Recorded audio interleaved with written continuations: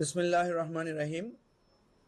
প্রিয় গণমাধ্যমের ভাই ও বোনেরা, আপনাদের মাধ্যমে দেশবাসীকে সালাম এবং শুভেচ্ছা জানাচ্ছি।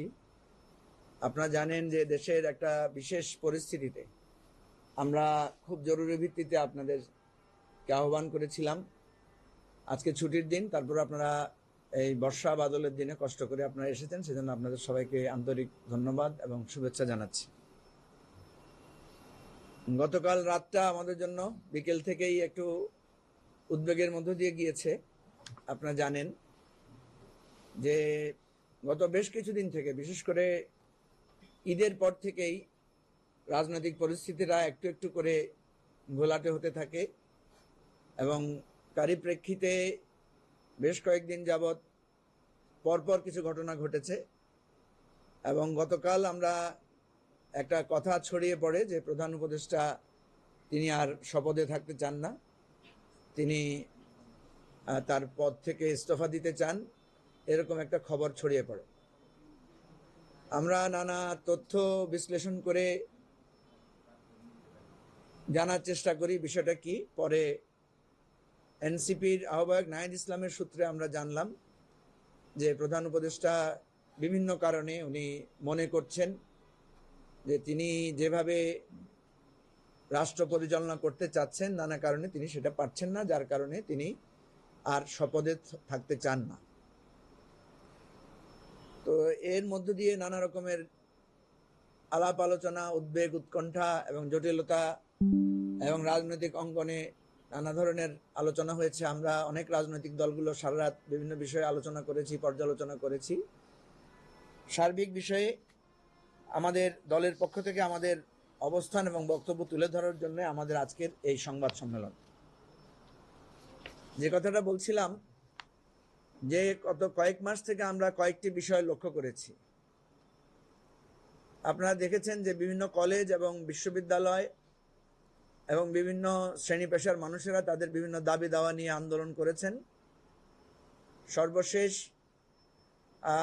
আওয়ামী লীগ নিষিদ্ধের দাবিতে একটা আন্দোলন হয়েছে এবং প্রধান উপদেষ্টার বাসভবন ঘেরাওয়ের মতো কর্মসূচি দেওয়া হয়েছে এবং দাবি আদায়ের পরে আমরা দেখলাম জগন্নাথ বিশ্ববিদ্যালয়ের ছাত্ররা একইভাবে তারা যমুনা ভবন ঘেরাও করেছে। এবং এরপরে আমরা যেটা দেখলাম সম্প্রতি, সেটা হচ্ছে ঢাকা দক্ষিণ সিটি কর্পোরেশনের মেয়র হিসেবে বিএনপি নেতা জনাব ইঞ্জিনিয়ার ইশাককে শপথ পড়ানোর দাবিতে একই রকম আন্দোলন গত 2-3 দিন ধরে হচ্ছে। এটা একটা দৃশ্যপট। এর বাইরে আমরা যে জিনিসটা দেখেছি যে এনসিপি এবং বিএনপি উভয় রাজনৈতিক দলের মধ্যে এক ধরনের